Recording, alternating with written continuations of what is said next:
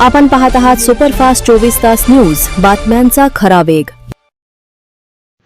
परभणी जिल्ह्यातील मानवत तालुक्यातील Daithana police station अंतर्गत असलेल्या उमरी गावात जबर मारहाण झाल्याची घटना 25 फेब्रुवारी रात्री 10:30 वाजता घडली असून सध्या उमरी गावात असलेल्या बौद्धवाड्यात तणावपूर्ण शांतता आहे। वारंवार सांगूनही संतोष कांबळे नामक व्यक्तीने अवैधरित्या घरासमोर दारू विकत होता व हा प्रकार अनेक दिवसांपासून सुरू होता। त्या व्यक्ती सतत सांगून देखील हा व्यक्ती वाद घालत होता। दारू का विकू देत नाहीस, हा आमचा धंदा आहे, दारू जर विकू दिली नाही तर तुमच्या सर्वांचे काही खरे नाही, म्हणून सर्वांनाच बघून घेतो असे आरोपी सतत धमक्या देत होता। 25 फेब्रुवारीच्या रात्री 10:30 वाजता सुमारास दारूच्या संदर्भात त्या व्यक्तीने पुन्हा वाद घातला। यामध्ये संगीता सचिन कांबळे आणि त्यांचे दीर राधाकिशन कांबळे यांना 3 ते 4 जणांनी लोखंडी रॉड व इतर हत्याराने जीव मारण्याच्या उद्देशाने जबर मारहाण केली। यामध्ये पीडित यांना जबर जीवघेणी मारहाण झाल्याने त्यांना तात्काळ पोलिसांच्या मार्फत परभणी जिल्हा सामान्य रुग्णालय येथे उपचारासाठी दाखल करण्यात आले। सध्या पीडितांवर जिल्हा सामान्य रुग्णालयात उपचार चालू असून त्यांचा जबाब पोलिसांकडून नोंदवण्यात आला आहे। पुढील तपास दैठणा पोलिसांच्या कडून करण्यात येत आहे।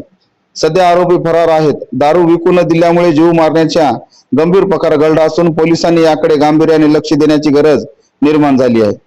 पीडितांच्या वतीने सांगण्यात आले की आरोपींना तात्काळ अटक करून त्यांच्यावर कारवाई करण्याची मागणी करण्यात आली आहे।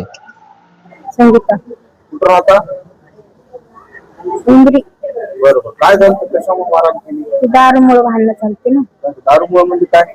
ते दारूमुळे काही इकू नका म्हणलं होतं आम्ही। कोण होतं, काय नाव त्याचं? डोंगरे। बरं, हा, कधीपासून चालले हे? तलवारीनं मारलं। कधीपासून चालली ही गोष्ट? काय दारू तुमच्या घरासमोर? ते 2-4 दिवस झाले। हा, हा, त्याच्यामुळे घटना कधी घडली? बुधवारी बरं, 11 वाजता। मारहाण करताना कधी काय वापरलं? मग कशावर? चाकू होते त्याच्याकडे। अजून काय म्हणत होते मारहाण करताना? हल्लाच करतो तुम्हाला। आणि तुमचं म्हणणं काय होतं त्याला? दारू विकू नको म्हणून। घरासमोर हा,